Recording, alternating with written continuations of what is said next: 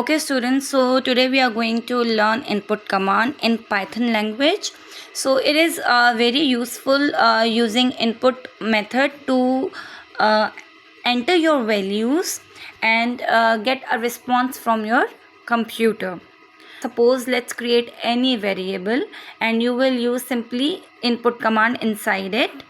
Like let me create food variable equals to input. You have to write down input and then brackets on double quotation your statement.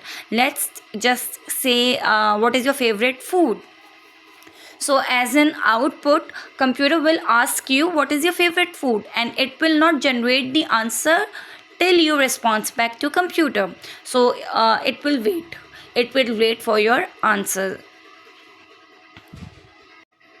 Then to respond the answer, or you can create any conversation game in Python by using print command.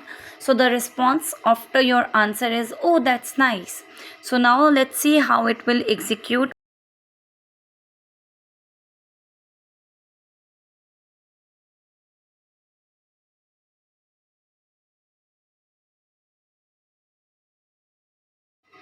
So when your computer executes your program, it will ask you on as an output screen. You have seen on terminal that what is your favorite food. So I say biryani.